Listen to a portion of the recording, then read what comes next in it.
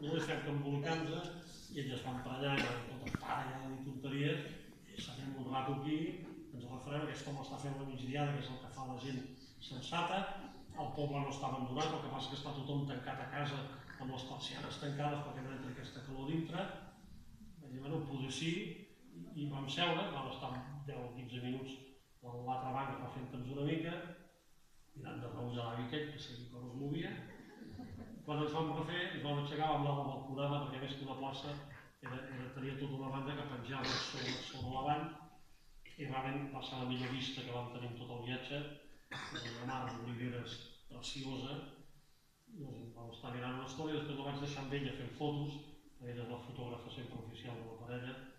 i jo havia vist a l'entrada de la plaça que hi havia un monument,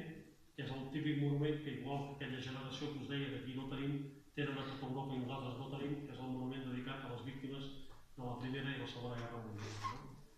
I com que ja estava aquesta idea d'escriure una novel·la al voltant de tot això, i sempre que veia una cosa relacionada amb la guerra m'hi tirava de cap, la vaig deixar amb ella fent fotos i em vaig anar corregent a veure el monòlit dedicat a les víctimes. Vaig començar per els de la Primera Guerra Mundial i els de la Primera se'm va tallar l'inspiració perquè hi havia 42 noms i 21 eren Palmisano. Em va impressionar molt. La nit abans jo em preparo molt els viatges i la nit abans havia estat llegint molt sobre l'Oca Rotondo. Havia descobert que l'Oca Rotondo era un poble especialment antibelicista, un dels més contraris a la Primera Guerra Mundial de tot Itàlia. Tenien un diari que publicaven un cop a la setmana només per mobilitzar la gent a manifestar-se i a protestar contra la guerra, i em va semblar per tant dramàtic que una pobra família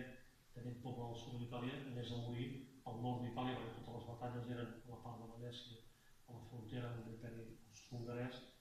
i que haguessin anat en una guerra que ni devien entendre ni els agradava, que hi estaven en contra i que hagués mort tota la família. Vaig anar correguent, vaig tenir una intuïció, vaig anar correguent a veure l'altra banda del monòlit i desgraciadament la intuïció era certa, no hi havia cap Palmisano, però per sorpresa meva em vaig trobar que hi tornava a haver-hi una meitat dels morts d'una sola família, que eren els Convertini.